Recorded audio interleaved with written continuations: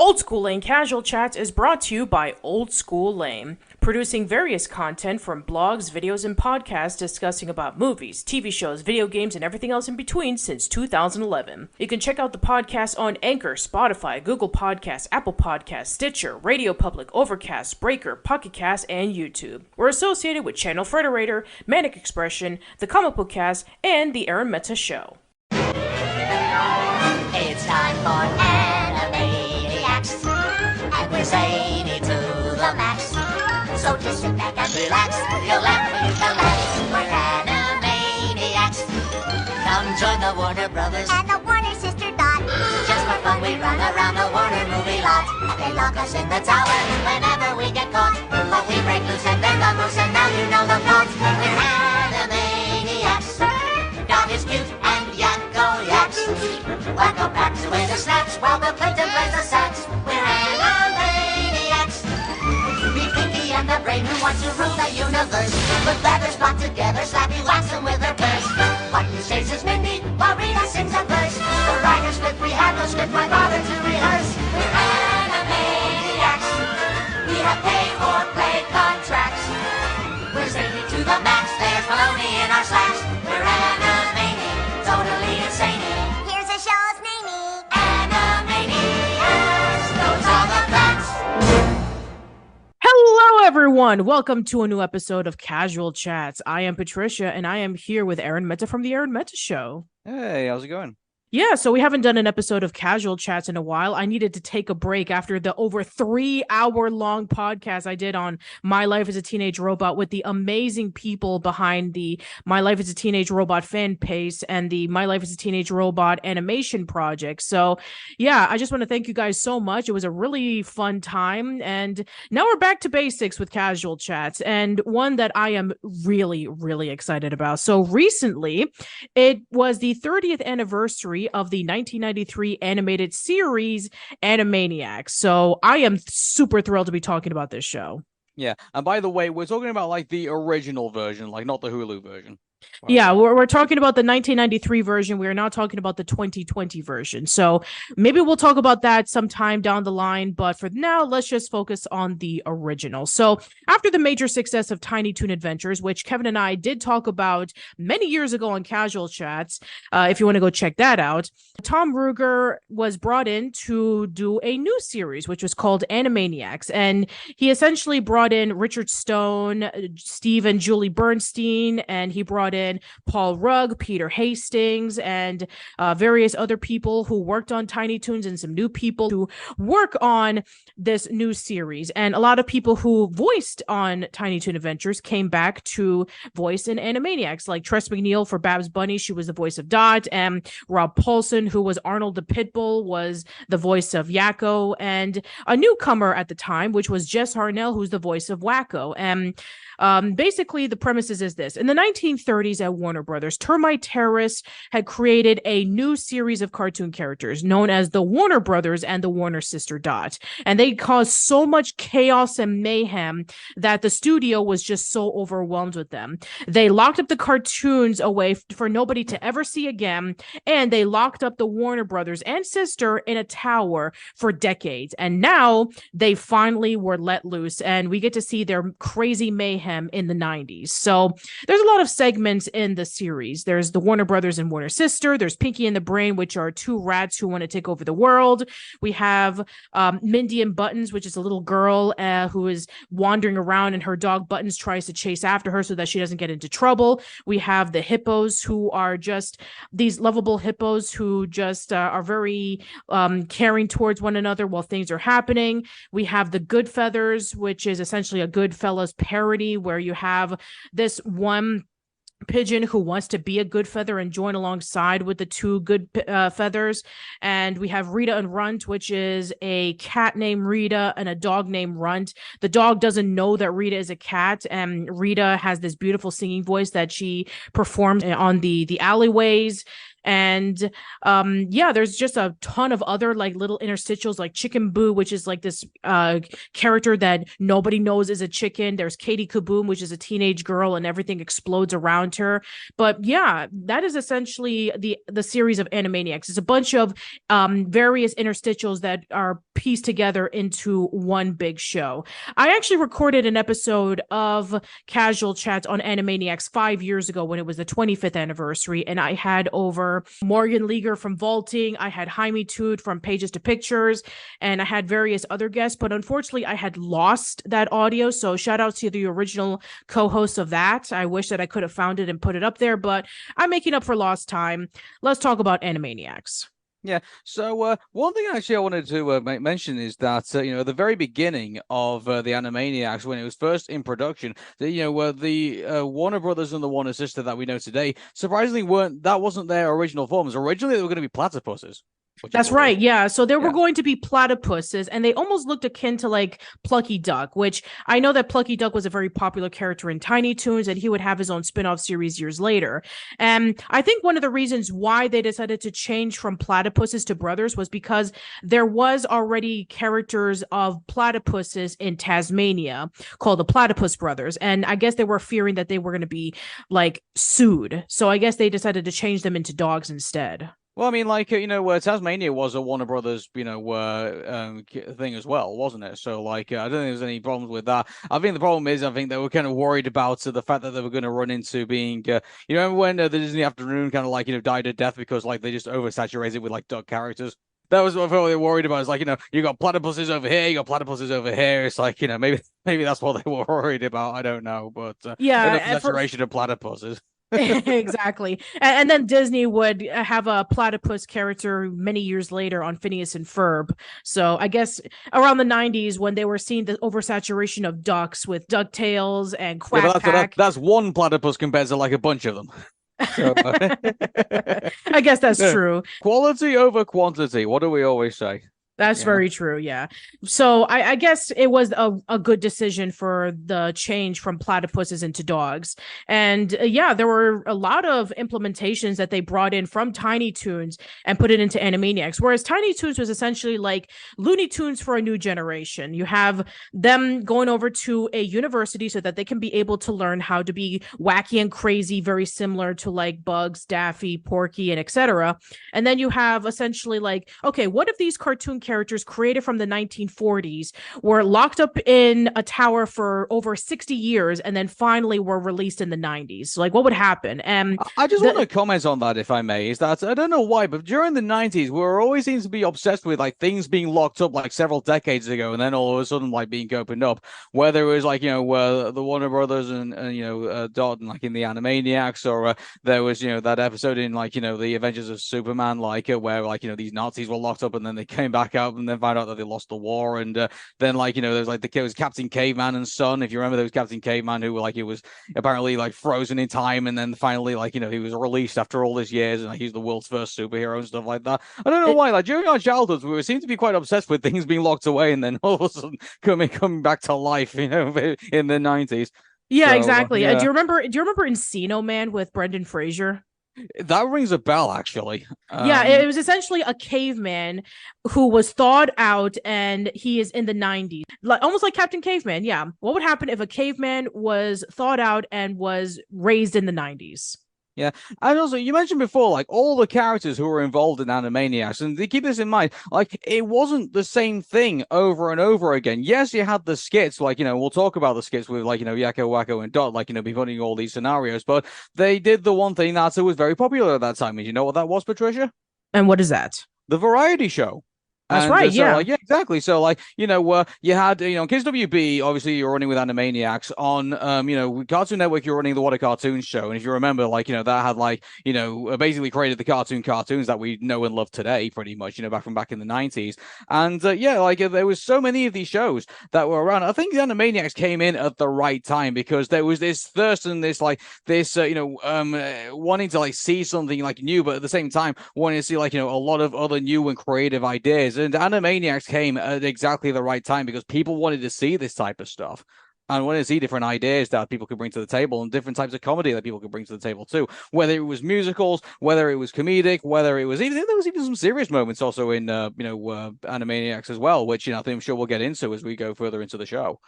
Yeah, and not to mention that there was a lot of reruns of classic 1930s and 40s TV shows and movies being introduced to a new generation. The Three Stooges, the Marx Brothers, you had the Looney Tunes, where, back then, if you remember, that it was aired on Nickelodeon because they thought that nobody would even care about the Looney Tunes anymore, but then it blew up. And then eventually it would go over to Cartoon Network and basically become a major staple in our lineup of watching shows. And then eventually we would have all of the new incarnations of Looney Tunes, whether we have the new Looney Tunes show or Lunatics on Leash, or when we had Space Jam. So yeah, around that time period, that classic the classic slapstick from the 30s and 40s and the classic cartoons from the 30s and 40s made a major comeback in the 90s. There's this term that Lindsay Ellis, aka the nostalgia chick, would say about like the 40-year rule, where it's old enough to be in the consensus of people's minds, but just enough to parody and to bring homages to, because the people who grew up with those shows or those movies are now adults and they're able to implement the things that they grew up with into their shows or movies. And we saw that, where we know that Tom Ruegger and all those people grew up with the Marx Brothers and grew up with Looney Tunes, and so they decided to implement that for a new generation, and it works really, really well. So maybe we should probably start with our title characters, maybe, for the Animaniacs. That is Yakko, Wacko, and Dot. So they are the Warner Brothers and the Warner sister. Yes, and I really love the fact that the names are just absolutely perfect. So you have the Warner Brothers, which is obviously the name of the studio, and then you have Dot, as in like the little dot that's on Warner Brothers. When you shorten it up to just BROS and then the little dot at the end, which is really, really clever. I love it. And yeah, they each have their own distinct personalities. Wacko is the leader of the group, and he is his own type of craziness, where he's very alliterative with his words. He's very clever with it. And then you have Wacko, who is kind of like the little dumb one. He's kind of like the middle brother, where he's just obsessive with food, and also he is not understanding with a lot of major terms that people tell him. And then you have Dot, who's essentially like the cute one. She's adorable, and she has to put up with her two brothers who are just constantly hitting on the nurse, or if they are just acting really, really crazy even by her standards. So yeah, she's essentially like the little sister who's always cute. Yeah, and by the way, Yakko is played by Rob Paulson. And by the way, if we have to explain who Rob Paulson is on this show, then seriously, wait, is this your first time here? We should have to explain who Rob Paulson is. But yeah, and then Wacko is also voiced by Jess Harnell of this. And by the way, also puts in, I believe, like kind of like a slash Scout slash Liverpool accent inspired by the Beatles. So that's where Wacko's voice kind of comes from. Yeah, if you ever heard of the podcast Talking Tunes with Rob Paulson, Jess Harnell was known for doing a lot of impressions and dialects and voice mimicking of various celebrities and rock stars. So when he was a young boy, he actually learned how to imitate and perfect the dialects of all four Beatles. And when he first auditioned for Wacko in Animaniacs, he first started off with just like this really crazy voice, and then he got a call back. And then he was doing an Elvis impersonation. And then Andrea Romano, the voice director, which again, if you have not heard of Andrea Romano, is this your first time here? Yeah, exactly. Anyway, but yeah, she suggested, hey, I know you do the Beatles perfectly. Why don't you see if you can have Wacko voice as one of the Beatles? And so he was voicing as Ringo Starr. And then when he saw a picture of Wacko for the first time, he saw, oh, well, Wacko's a little guy. So he basically just did a more higher pitched version of Ringo Starr, and that's how he got the voice from. Oh man, can you imagine Jess Harnell doing Thomas the Tank Engine? Oh, that would be awesome. I would love him for doing that. I'm really surprised that one of those like Thomas the Tank Engine joke didn't make it into the Animaniacs. Well, I mean, a good callback. That would have been a great idea, especially since here in America, we had a series on PBS called Shining Time Station, where it takes place in a train station. And we had these kids and Mr. Conductor who would basically like tell the story of Thomas the Tank Engine. So we never got Thomas the Tank Engine as a standalone show. It was in conjunction with a show called Shining Time Station. And also, so if I'm not wrong, I believe it wasn't voiced by Ringo Starr. It was voiced by somebody else. It was George Carlin. Yeah, we George Carlin, of all people. Yeah, we got the George Carlin version of Thomas the Tank Engine in Shining Time Station. We never got in the Ringo Starr version. In fact, it's like if Bill Maher voiced the Magic Roundabout. Like it's so strange. But yeah, anyway. And for those who don't know in America, we would know it as like Dougal, that awful animated movie. Yeah, movie. But anyway, I'm talking about the series, not the movie. But I digress. Yeah, I know what you're talking about. Just going back to Jess Harnell, like able to do like Wacko's voice, able to do like some of the singing bits as well, and also able to do like the gag bag that he would always have around to do like all sorts of other physical comedy. But unfortunately, could not do enough to do the belch, which had to be voiced by Maurice LaMarche, if you remember. Yeah, exactly. So Maurice LaMarche, who's the voice of Brain from Pinky and the Brain, actually did the belching performance, and I think that Jess Harnell tried to do it, but he just couldn't play it off very well like Maurice did. And watching Maurice doing it during an Animaniacs concert is hilarious. We'll talk about that. By the way, it's not for those who are newcomer listeners who are listening to this. It's not new for like other people that do other voices. So for example, like if you remember King from the Owl House, like it was Dana Terrace had to do King's Squeal of Rage, if you remember. So, yes, that's right. Yeah, like, it is not unknown to like have like a singing voice for a character and then like another voice for like doing like the regular like lines in the script. So like it's pretty common. Yeah, it is. Yeah. One of our other characters, I believe, or two of our characters who basically became very huge in Animaniacs to the point where they had their own spin-off show was Pinky and the Brain. Yes, I think we could probably dedicate like an entire podcast to Pinky and the Brain, to be honest with you. But I think we should like touch on them and just like let everyone know like they were also pretty huge at that time. I would say they got second billing. I think to Pinky and the Brain. They did get second. First. No, they did get second billing. And out of all the characters that were introduced in Animaniacs, they were the most popular next to Yakko, Wacko, and Dot. They're the reason why in the 2020 revival they were brought back while most of the others were not.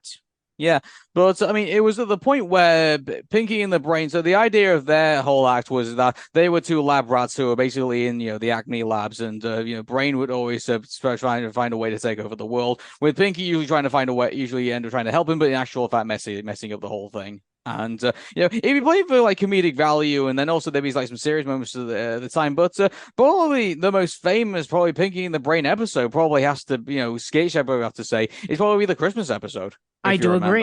Yeah, yes. Exactly. Where like Pinky wanted to like say to Santa that he wanted to give Brain the world, and Brain pretty much messed up his entire plan in the emotion of it all. And so it wasn't just played for laughs. Like there was some like some really good moments of it too, which like really showed like a really good connection, not just between Pinky and the Brain the characters, but between Maurice LaMarche and Ron Paulson themselves. Effectively, yeah, they've always enjoyed playing Pinky and the Brain together, even like if they're just like on just cameos and sketches and stuff. I do love their dynamics together. It's just absolutely perfect. Yeah, it's great. It's great casting. That's what I have to say. Like the fact that they got these two to play Pinky and the Brain is just fantastic. Mm-hmm. Like, could you imagine anyone else playing these two characters?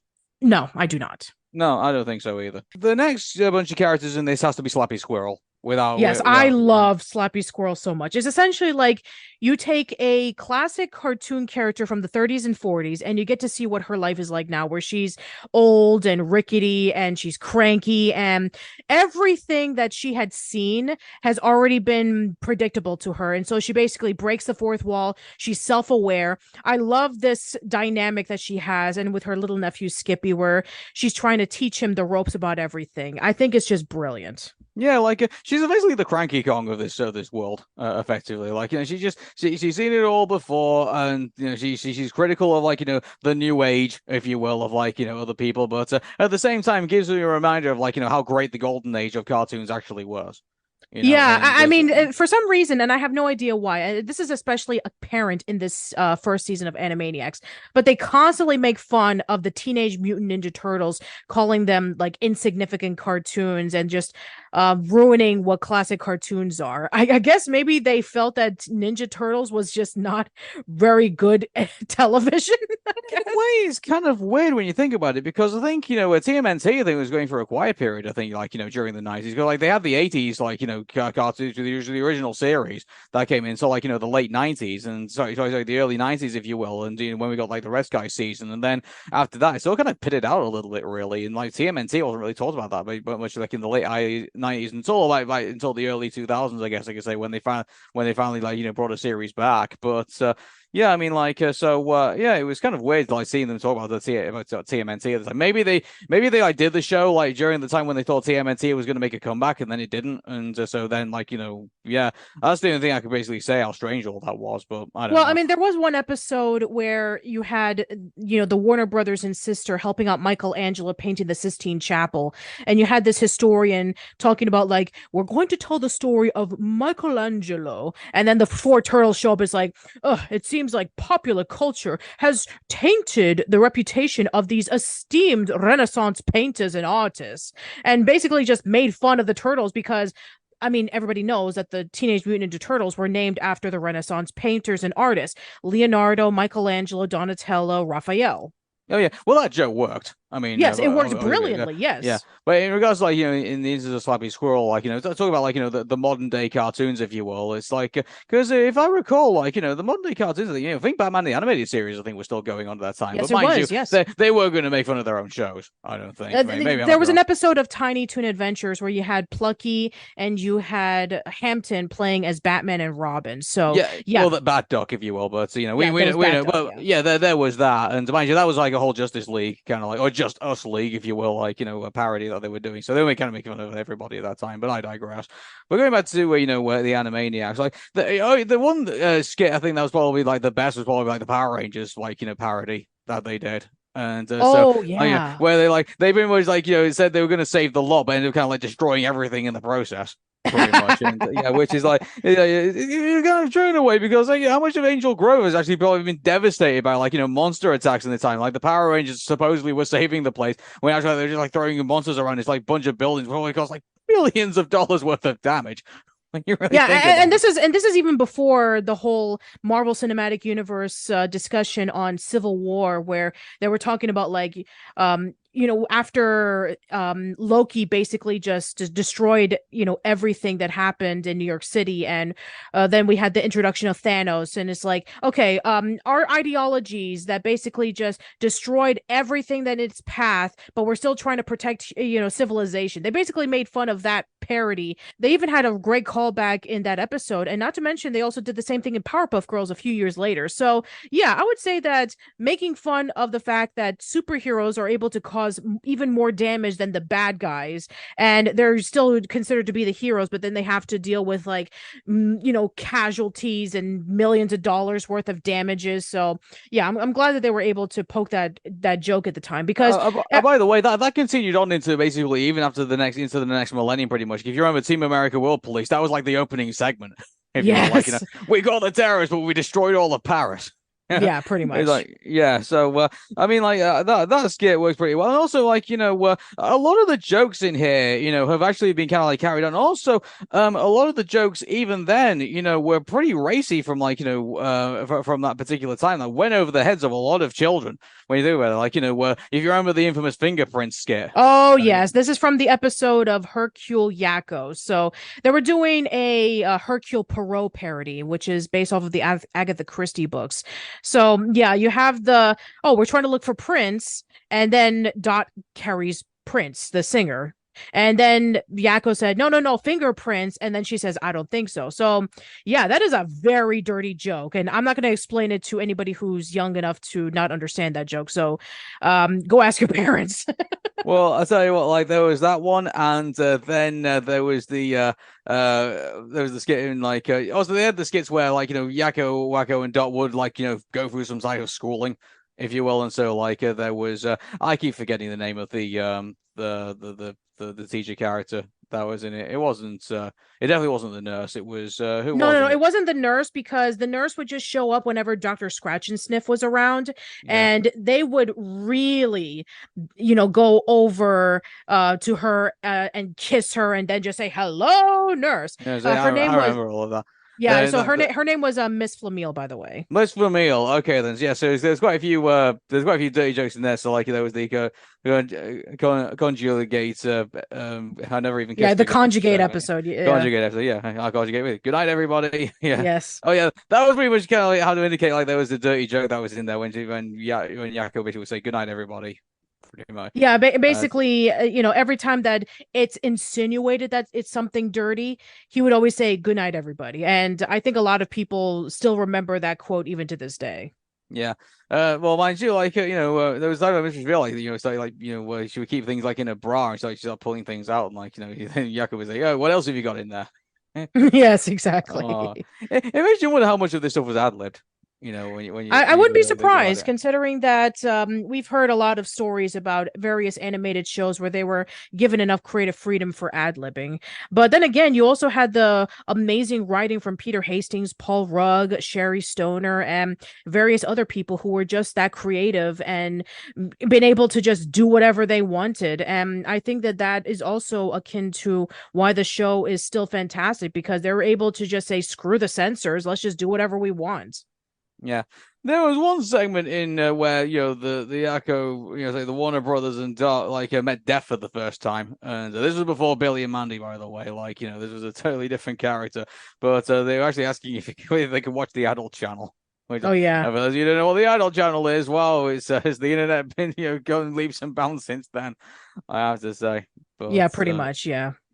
But yeah, I think there's a lot of skits that a lot of people still remember from Animaniacs, like the Please, Please, Please Get a Life Foundation, where it was basically making fun of the fan base who were constantly nitpicking on, any show that was coming out. I mean, we saw this in The Simpsons, and it's no exception that Animaniacs would be another show that they would do this. They would do this again in Freakazoid, and they would do this again in Powerpuff Girls. So yeah, even back then, they would always make fun of the fact that there was going to be some guy sitting down on his computer constantly nitpicking and complaining about something. And that is why they decided to do that episode where it basically ridiculed people who, even though that they were really passionate about the show, they can be really, really obsessed with it. It's like, yeah, you should be doing more than just sitting in your computer constantly nitpicking about mistakes and various minor details that has been overlooked.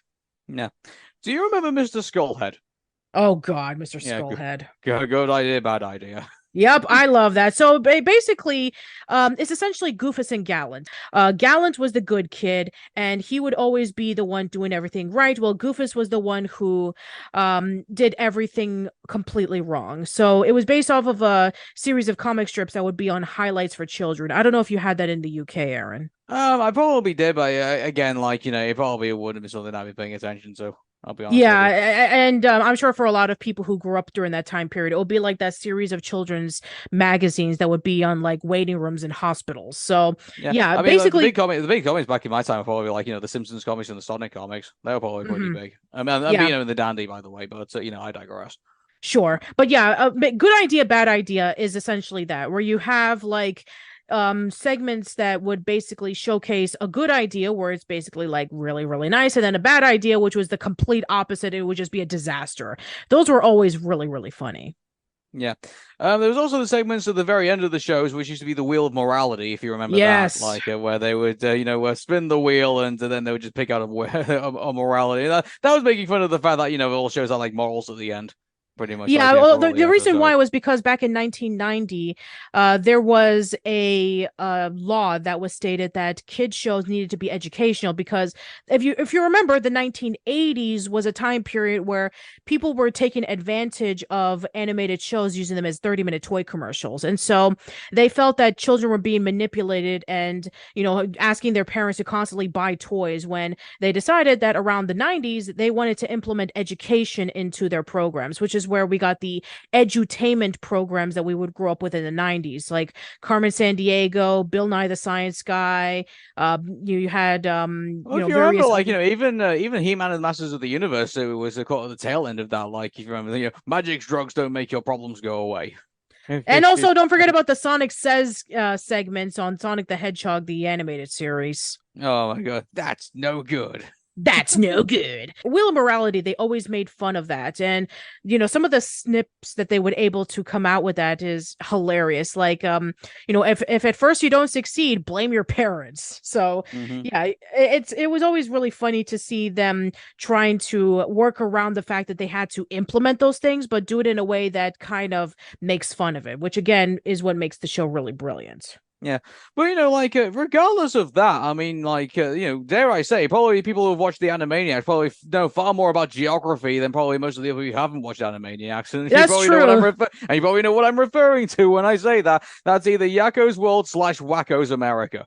That's right. Yeah. So next to Carmen Sandiego, I would say Animaniacs was a great introduction to geography for a lot of people. And yeah, I mean, whether it be with Yakko's World, where he basically sings every country in the world, Wacko's America, where he would be singing all the capitals of the United States. So yeah, I guess that's another thing that we need to bring up is the music. The music in Animaniacs is fantastic. And we have to give credit to people like Randy Rogel, who was able to write some of the best songs in Animaniacs, and we have Richard Stone and Steve and Julie Bernstein who did the orchestra, which by the way, this and Tiny Toons was able to implement an orchestrated soundtrack which hadn't been done since Looney Tunes, and they even used the same room that Carl Stalling did all of his orchestrated music in Looney Tunes. So that's a great way of implementing something that is both old and new at the same time. And yeah, I would say that a lot of the songs that were featured in Animaniacs was just absolutely fantastic, whether it be with the Warner Brothers and Warner Sister, or even with Rita, which they got Bernadette Peters to voice as Rita, and she is amazing as always. Yeah, something. I think they should have released an. Did they actually? That's what I asked about this. Did they ever release an original soundtrack for the original Animaniacs series? That's a great question. I don't know. That would have been pretty cool. Wouldn't you think? Yeah. Like, all the creative music. I mean, don't get me wrong. Like, you should watch the show. Like, it's. I'm not suggesting that, they should just take out the music and that's basically it. Like, I'm not saying that at all. But seriously, I think if they released a vinyl, if they released a CD or whatever, back in that time, I reckon it would have sold, wouldn't you? Okay, I'm looking it up right now, and they have released. CDs and vinyl records of Animaniacs. Oh wow. Okay. Well, I missed that boat. Good grief. Yeah. Wow. Yeah, I missed it too. I mean, I wish that I would have purchased, the CDs of it. I mean, I would have immediately got it if I would have known about it. Oh, definitely, yeah. That because everyone who's watched the Animaniacs will definitely tell you that the music is top notch in this, and the fact that they are creating an entire musical segment for Yakko's World and Wacko's America, and let's not even forget a lot of the musical aspects of this as well, like Rita and Run's example, were all there. Musical bits that are in this, and and even outside of Rita and Ron, Yakko, Wacko, you remember the monkey song that they had, oh yeah, that's right. They in the first episode they were able to parody Harry Belafonte's Monkey, and they did a great job at that. Yeah, exactly, and that was a fantastic song, and in that, and this is the thing, everyone who remembers the Animaniacs, and anyone who remembers who definitely have checked out shows like this will definitely remember the music. Absolutely. I mean, if you were to say any song from Animaniacs, it would strike gold. I mean, whether it be with Yakko's World, where you always mention about United States, Canada, Mexico, Panama, Haiti, Jamaica, Peru, or even with Yakko's Universe, where he would talk about it's a great big universe and we're all really puny. We're all tiny little specks the size of Mickey Rooney. I mean, it all just matched really, really well because Randy Rogel just had this wonderful way of springing together a mixture of limericks and haiku and perfectly symmetric rhymes and melodies to fit everything so well together. Everybody remembers I'm Mad, I'm Cute, Les Miserables, all those songs. I mean, they are absolutely fantastic, and I'm just really glad that people praise the songs just as much as the humor in this show. Yeah. So, I mean, besides some of the ones that we mentioned, this show had various segments. There was the Good Feathers, by the way, which obviously was supposed to be a parody of the Good Feathers, Fair Fellas. Yeah, exactly. So, essentially, Squid is supposed to be Henry, and you have Pesto, who is Tommy. and then you have Johnny, who's essentially Jimmy. So yeah, you have Squid, who is very similar to Henry, where he wants to be a good feather, and he always monologues in every episode. It's like, as far back as I remember, I've always wanted to be a good feather, and I got that opportunity one day. And so you have basically the wide-eyed, optimistic pigeon who wants to be a part of essentially the mafia. Sure, why not? I mean, I guess, dream big or don't dream at all. So that's one thing. And then you have Pesto, who's essentially Tommy, where it's that one joke in the scene of the Copacabana where he's basically telling Henry, what, am I funny? Am I a clown? Do I amuse you? Just basically take that one joke from that one scene and put it into its entire character, where you have Squid telling Pesto a compliment and he takes it the complete 180 and they always end up fighting. And then finally you have the last you have the last good feather, who's essentially Jimmy, aka the Robert De Niro character, and he's just kind of like laid back and just like watching everything and just laughing out loud to all the situation. So yeah, I mean, it's essentially like the Goodfellas. It makes a lot of sense because the movie was released in 1990, so it was still fresh in people's minds, and already it was like an instant classic at that time. So yeah, it was this and The Daily Show with Jon Stewart that was able to bring the Goodfellas into our pop culture staple. Yeah. Buttons and Mindy was also another one where Buttons was a German Shepherd, and I had to watch Mindy the entire time. And Mindy would also completely get herself into all sorts of crazy situations, and Buttons would try and rescue her at his own, putting his own safety at risk. Yeah, so if you remember the classic Tom and Jerry cartoons from like the 40s, they would always have an episode where Tom and Jerry would be watching over a baby because the babysitter is just too distracted being on her phone. So you have Tom and Jerry just watching over the baby who's just crawling around and getting into mischief, and then they have to go rescue the baby, and they would get to some seriously harmful stuff. They would be injured to the extreme. They would get burned, they would get crushed, they would fall into manholes, they would fall into high heights up in buildings, but all for taking care of a baby. They did a parody of this with Roger Rabbit, in which you had the Roger Rabbit cartoons with Baby Herman, in which Baby Herman would be like crawling around into the kitchen and getting into trouble so that he can get the cookies, and Roger would get into severe damage just so that he can protect the baby, so that he can be able to make sure that he's safe. And yeah, it's essentially that. I get that Mindy's a baby, but good grief, she's so unaware of everything that's going on around her. She doesn't even call her mom and mother. She calls her lady. Yeah, exactly. Hey, it's like, hello, lady. Yeah, it's like, who's a worse baby character, Mindy or DW? Well, I mean, that's kind of hard to say because DW's 5. I mean, isn't Mindy like, I don't know, 3 or something? I have no idea. I thought DW was a lot younger than that. No, she's actually 5. Even though she's 5 years old. She's 5 years old. I would no. I don't. I refuse. Like, I want an age test, seriously. Like, They had an episode of Arthur where it was DW's 5th birthday. Oh yeah, I don't. The way that she behaves on that show, I don't believe that. Anyway, we're getting anyway, but yeah, she always had a catchphrase where she would say, "I love you, bye bye," every single time that Buttons would almost try to grab Mindy, but then he realizes, oh no, I'm gonna fall down really, really far up, and then she always says, "I love you, bye bye," and then he just crashes down into the floor. So yeah, classic slapstick right there. Yeah, one of my least favorite, I think, segments, I think, has to be the chicken boo ones. I've got to be honest. It is pretty one note. I mean, it's essentially like, oh wow, there's this mysterious guy walking around in a hat and a trench coat. He's a chicken.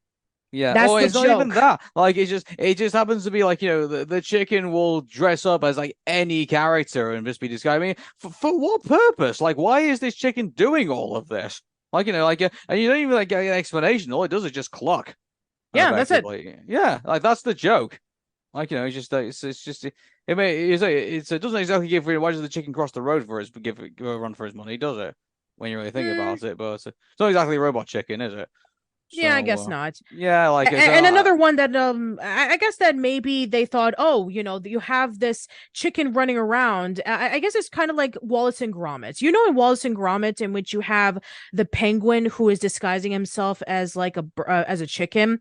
as So Feathers maybe they were. McGraw, yeah, but I mean that made sense because obviously, like, he was disguising himself to, like, do like robberies and stuff. Like, Chicken Boo's doing this. We don't know why. He's like pretending to be like other people in that. Like, is Chicken Boo wanting to, like, is he just looking for, like, acceptance in this world? Like, is he just looking for, like, someone to accept who he is, or like is he just looking for belonging? Like, is he going for an identity crisis? Like, what's this chicken's deal?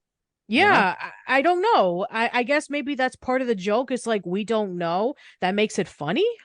Yeah, I just think it's weak, in my opinion. It would have been nice if there was like a payoff where we finally like find out why he's doing all of this, but no, I don't think we ever did. No, we So never did. And then another segment that a lot of people felt was one of the weakest was definitely the hippos. oh yeah, like I don't even remember the hippos, to be honest with you. I mean, essentially, there are these two hippos named Flavio and Marita, and they are basically just traveling around and following the latest trend, and they're always together. And that's essentially the joke because they're trying to protect these hippos, but then the zoologist ends up getting hurt, very similar to like Buttons and Mindy. And then these hippos are just like really falling in love with each other and just trying to live off their lives normally. And yeah, there's not really too much on them other than just that. It's just basically one joke, very similar to Chicken Boo. Yeah. And then we get two characters who I think have been pretty, had an effect, I think, on both Yakko, Wacko, and Dot, and various other characters as well. And that is Dr. Otto von Sniff, who is the psychiatrist of Austrian descent. And, I think, some of the episodes that he gets involved with the Warner Brothers and Warner Sister, I think are probably like the ones that are kind of, like, dare I say, the more character evolving episodes. I guess they are the most character evolving episodes because because he's the one who's actually dealing into the psyche of, like, our main characters, effectively. Yeah, Kind of carrying on the story. Yeah, he is essentially doing that. He is essentially trying to learn about that, where even in the first episode, when we first get introduced to both Otto, Scratch and Sniff, and Yakko, Wacko, and Dot, where he's trying to learn about them, even he is absolutely clueless on how to deal with them. He's the reason, I mean, the Warner Brothers and Sister is the reason why he's bald in the first place, because he used to have hair, but he actually pulled it out because he was going through a lot of stress. And then there was one episode where he was trying to get them ready for a big Warner Brothers party, and he was teaching them how to be etiquette, like how to have good manners, and he's just falling apart because they have no clue. He's trying to teach them how to eat properly. He's teaching them how to walk properly and how to greet people, but they're just acting like their goofy selves. And then they actually do it, and the reason why was because he didn't ask them the right way, and he's just like stressed out about it. And of course, there's another character who is, commonly introduced in those segments alongside with the Warner Brothers and Sister and Otto, Scratch and Sniff, and that is the main Warner Brothers CEO and executive. And he's just like your typical CEO and executive. He just wants to make money. He wants to get everything running smoothly. He wants to be able to kick off the Warner Brothers and Sisters because they're ruining everything. So yeah, I mean, he's essentially that character. And in that episode, he actually kicks off the Warner Brothers and Sister because he's trying to impress these Japanese investors so that they can get $1 billion.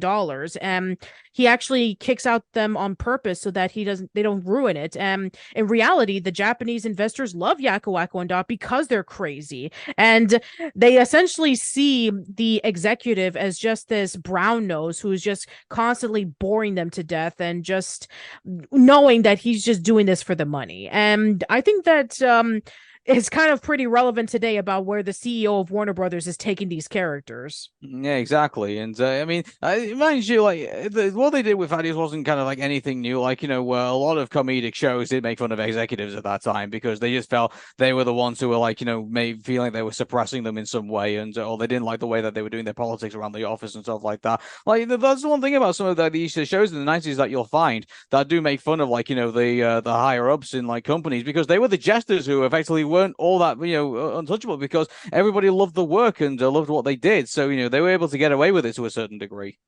Mm-hmm. Yeah. So, and you'll find a lot of that in the anime. You'll find a lot of the Animaniacs, Freakazoid, and various other ones too. And in fact, even Steven Spielberg himself actually even got involved, in a couple of segments too. Yeah, the Michelangelo one is a great example where, Michelangelo is trying to paint the Sistine Chapel, and you have the Warner Brothers and sister basically like ruining it. And then Michelangelo saying, no, it has to look like this. And then Yakko's basically saying, okay, so let me get this straight. You want us to paint a bunch of naked people in front of on top of a ceiling in a church? We'll do it. And so they basically paint it, and then they leave one empty space, and then we have the Pope coming in. And while Michelangelo is greeting the Pope, the Yakko, Wacko, and Dot paint E.T. and Elliot on top of the Sistine Chapel, and it just so happens the Pope is Steven Spielberg, and he loves it. He loves it, of course he does. And also, if you remember, this wasn't technically Animaniacs. I think it was Freakazoid, but so they had this. They had the crossover segment where they had Wacko, they had Freakazoid, and they had the Brain, and they're all arguing about who, Steven Spielberg loves the most. And yep, that is a Freakazoid episode. And Steven Spielberg says, "Who are you people?"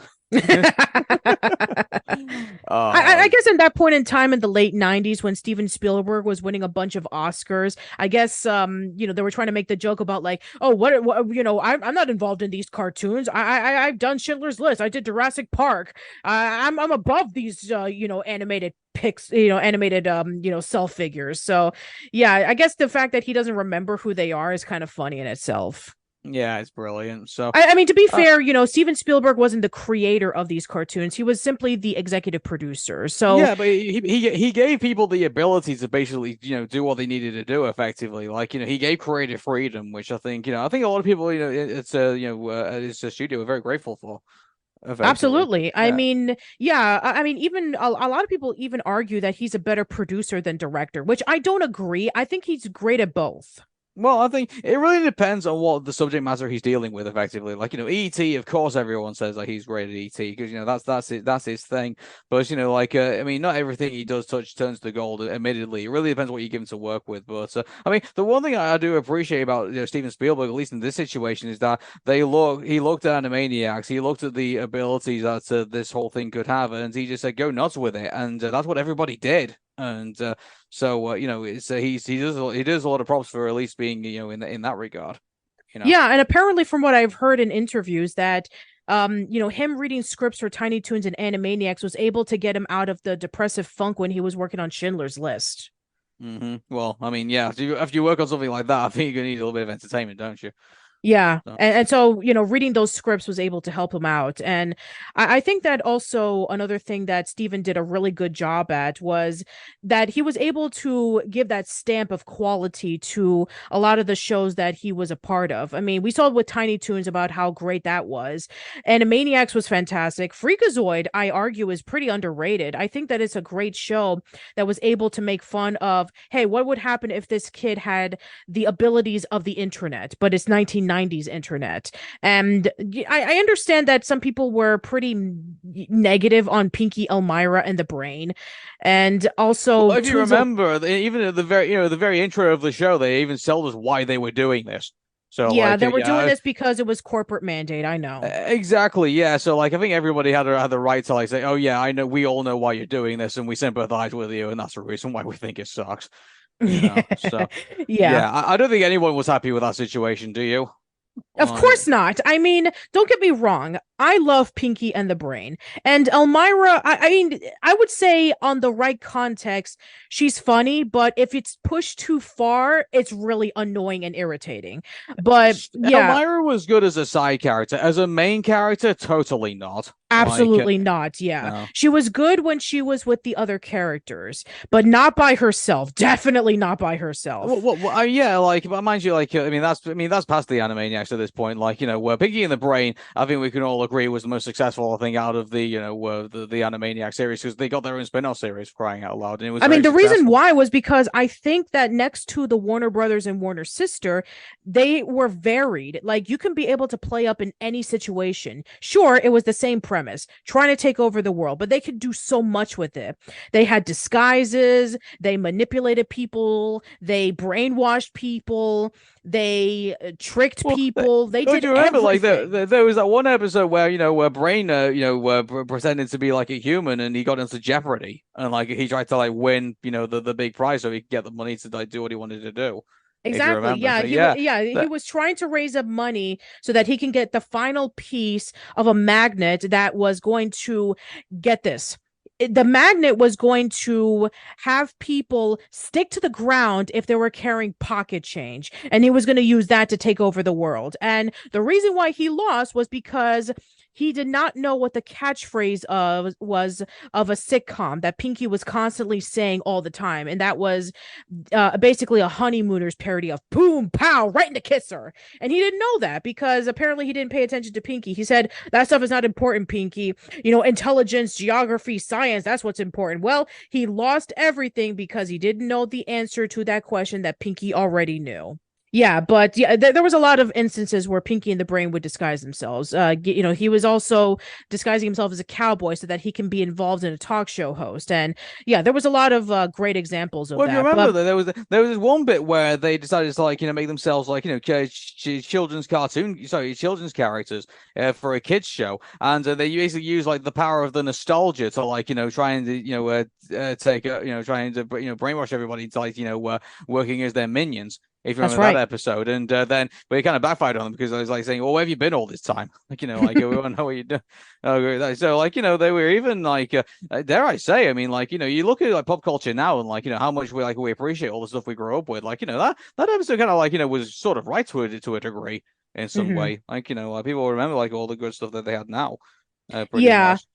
And exactly. And that was why Pinky and the Brain was one of the popular segments in Animaniacs, was because they were able to play around with it so much.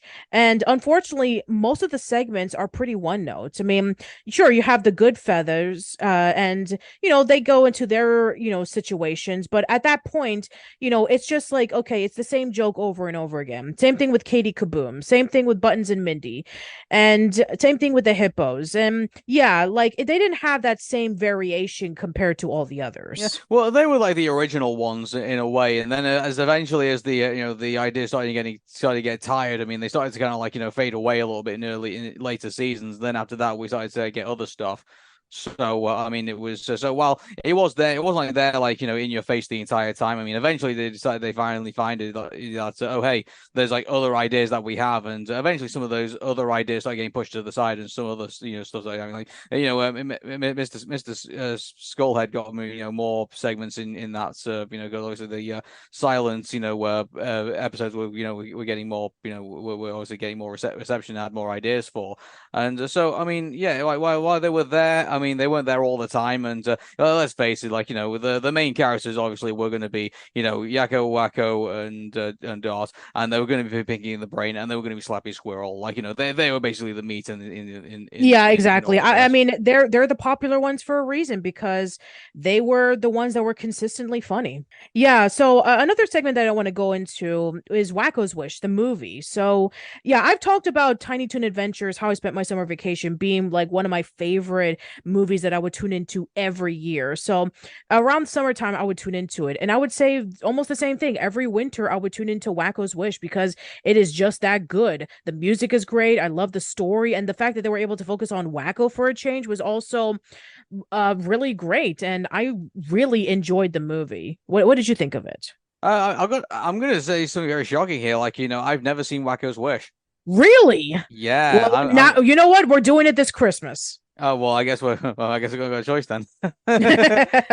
Yeah, I'm going to come over. I'm hoping to come over to England this Christmas. So we're going to watch Wacko's Wish. It's amazing. Like, I've seen 5 seasons of the Animaniacs, but I can't recall Wacko's Wish. I mean, like, I remember it being released on VHS, but actually I can't remember it actually being on UK TV. I might be totally wrong, but I mean, like, I don't remember it actually because I remember Tiny Toon's Adventures, How I Spent My Vacation. I know that because it was on VHS and we did rent it.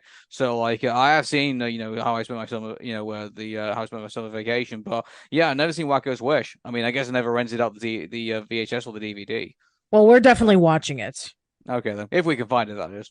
So. Well, I mean, I'm sure that it's probably on like HBO Max or Hulu or something. So we'll definitely find it. Well, we're just looking here. Well, if you want to watch Wacko's Wish, I believe the film was released on DVD on October 7th, 2014, shortly after the deaths of Liz Holman and Rusty Mills in 2010. It was also shocking as like performance special before his death in 2021. Wacko's Wish also aired on cable networks, Castle Network, Cinemax, Boomerang, and recently on the Hub, now Discovery Family. So, and it's also available for download in the PlayStation Store. Okay. So, it's out there somewhere. I don't really have much to go over with Animaniacs, so let's just give our final thoughts. Great show. Definitely recommended watch if you're looking for 90s shows. Definitely it gives you a feeling of where comedy was back in the 90s, and I would definitely say that as anybody who's a fan of Tiny Toon Adventures, anybody who's a fan of Freakazoid, anybody who's a fan of this, and you've not somehow missed Animaniacs between 1994 and 1999, seriously, go watch it. It's a great show. Mm-hmm. Yeah, I would say that it's definitely one of the best shows that ever featured in the 90s. It works both as a fantastic show for kids and adults. The kids would love the slapstick, the kids would love the jokes, but the adults would love the clever wordplay and the sexual innuendos and the double entendres, and the fact that it calls back into like the 1930s and 40s, which probably there were nostalgia for at the time. And as for people who did grow up with it as kids and are watching it again as adults like us, then I would say that it works in both fronts, that it's a great showcase of the type of humor and type of storytelling that we grew up with in the 90s. And it's able to work on both sides of just like we never really knew about the jokes that we saw as a kid, that it flew over our heads. And we still remember the music. We still remember the characters. And so, yeah, it's kind of hard to say about if I prefer this over Tiny Toons. It's really difficult because I talked about in that podcast about how much I love Tiny Toons, but I would say that it's just as good as Tiny Toons. What about you? Do you prefer this over Tiny Toons, or do you think Tiny Toons is slightly better? I gotta be honest with you, I would prefer Animaniacs over Tiny Toons. Okay, then. Yeah, I mean, who knows? Maybe when because as of this podcast, I mean, we're going to be experiencing the new Tiny Toons show soon. So that's right. Yeah. So Tiny Toons Luniversity is going to be coming out, I think, later this month. Yeah, exactly. So, I mean, who knows? Maybe that might come out. Maybe that might change my mind. I don't know. But right now, I feel, given the fact that we're talking about it right now and all the memories that we've kind of gone through, I really do feel that, Animaniacs, I feel like is the one. All right, then. Well, like I said, I personally prefer both of them for different reasons, and it's hard to say which one's good which one is the best, because they both have their own strengths and weaknesses. Like, I would say that Tiny Toons definitely has a lot of the homages to Looney Tunes, where you actually do get to see the Looney Tunes characters, and you get to see the same slapstick as Looney Tunes. And Animaniacs does have that homage to Looney Tunes, but is able to play it off in a different way, and they have more segments. But the thing is that some of these segments are pretty forgettable, whereas with Tiny Toons they have a lot more memorable characters. And music, on the other hand, I think that Animaniacs kind of edges it out a little bit, because a lot of the songs that were featured in Tiny Toons were already like pre-existing songs. So I mean, for a lot of people, they were introduced to They Might Be Giants through Tiny Toons. But then again, with Animaniacs, they did have some pre-existing songs, like with Harry Belafonte, but then again, you had things like all the songs that were written by Randy Rogel. So yeah, I would say that both of them are great. Pick your own preference. All right, then. So that is it for this episode of Casual Chat. So Arun, thank you so much for joining me. Thank you so much for the opportunity. All right, so let's plug and promote our stuff. The Arun Mehta Show, you can find on Arun Mehta Show, ARUNMEHTASHOW on Twitter. Also, I'm also on Instagram as well under the same banner. If you want to ask me a question on Tumblr, it's arunmehta.tumblr.com. And just stay tuned, because I will be coming out with some more episodes of the Arun Mehta Show very soon.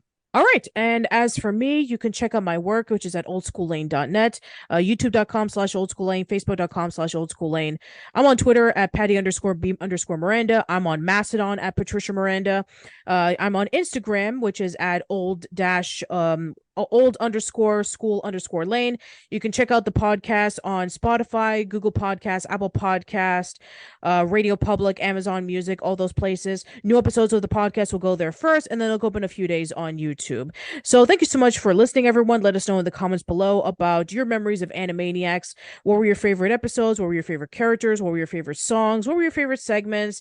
And what did you think of Wacko's Wish? Are you like me, who absolutely loves it and watches it every year? Or are you like Aaron, which you've never seen it before? So yeah, let us know. If you want us to cover more on Animaniacs, if you want us to see the 2020 version of Animaniacs, or even if you want us to see Tiny Toons Luniversity, which is going to be coming out this month, then please let us know in the comments below.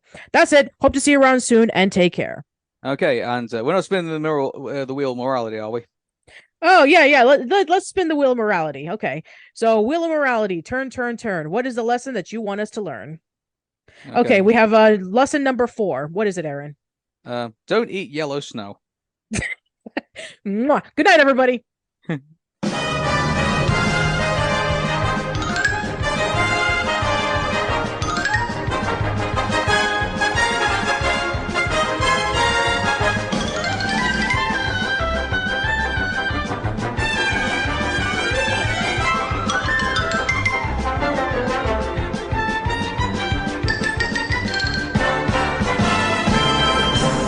Goodbye, nurse.